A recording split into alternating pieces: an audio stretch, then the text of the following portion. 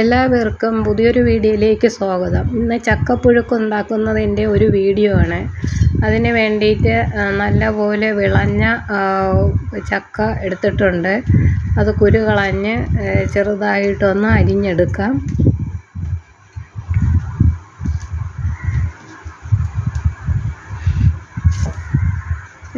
നൈസായിട്ട് അരിഞ്ഞു കഴിഞ്ഞാൽ വേഗം വെന്ത് കിട്ടാൻ എളുപ്പമാണ്.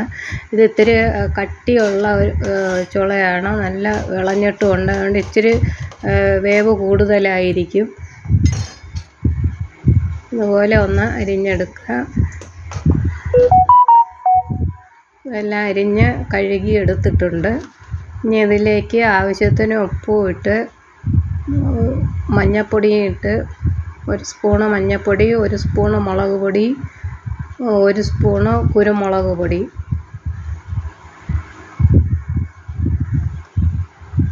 ഇനി ഇതിലേക്ക് ഞാൻ കുറച്ച് ചക്കക്കുരുവും കൂടി എടുത്ത് തൊലി കളഞ്ഞ് കഴുകി വെച്ചിട്ടുണ്ട്. അതും കൂടി ഇടുക. ചക്ക പുഴുക്ക് വയ്ക്കുമ്പോൾ കുറച്ച് ചക്കക്കുരുവും കൂടി ചേർക്കുന്നത് എപ്പോഴും നല്ല ടേസ്റ്റാണ്. ഇനി ഒരു 4 അല്ലി വെളുത്തുള്ളി ഒന്ന് ചതച്ചിട്ട് കൊടുക്കുക. ചിലർക്ക് ചക്ക കഴിക്കുമ്പോൾ ഗ്യാസ് ഉണ്ടാകും. അപ്പോൾ ഈ വെളുത്തുള്ളി ചതച്ചിടുകയാണെങ്കിൽ ആ പ്രശ്നം ഉണ്ടാവുകയില്ല.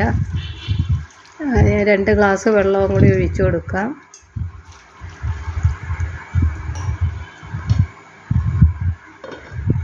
ഇനി ഇത് വേവിക്കുക. ഒന്ന് തിളയ്ക്കുമ്പോഴത്തേക്ക് ഒന്ന് ഇളക്കി കൊടുക്കുക. അല്ലെങ്കിൽ അടിയിലുള്ളത് വേവുകയും മീതെയുള്ളത് വേവാതാവുകയും ചെയ്യും. അതുകൊണ്ട് ഒന്ന് ഇളക്കി കൊടുക്കുക.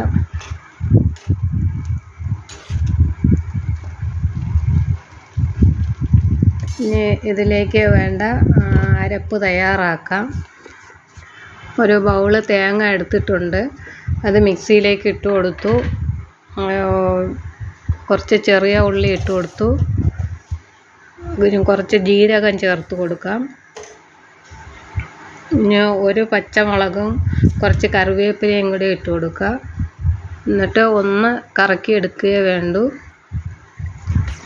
ഈ ഒരു പാകത്തിന് എടുത്തിട്ടുണ്ട്. ഇപ്പോൾ ചക്ക വെന്തിട്ടുണ്ടോയെന്ന് നോക്കാം.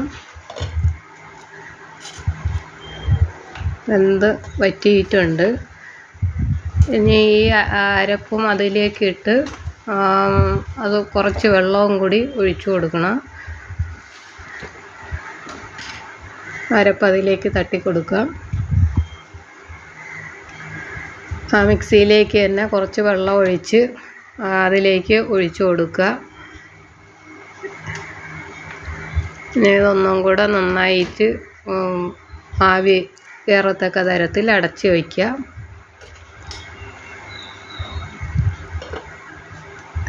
തേങ്ങ ഒന്ന് വെന്ത് കിട്ടണം. അപ്പോൾ നല്ല പോലെ ആവി വന്നിട്ടുണ്ട്. ഇനി ഇത് നല്ല പോലെ ഉടച്ചു കൊടുക്കുക. ഇതുപോലെ ഒരു തവി കൊണ്ട് ഉടച്ച് എടുക്കാവുന്നതാണ്.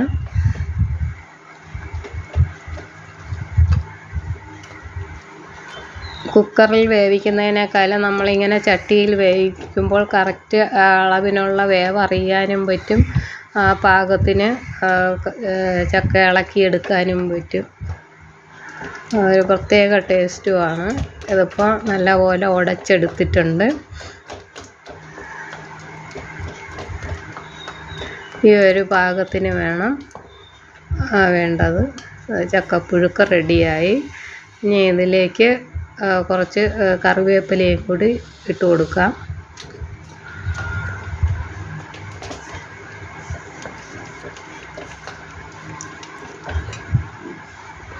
എല്ലാവർക്കും ഈ വീഡിയോ ഇഷ്ടപ്പെട്ട് കാണുമെന്ന് കരുതട്ടെ. Thank you.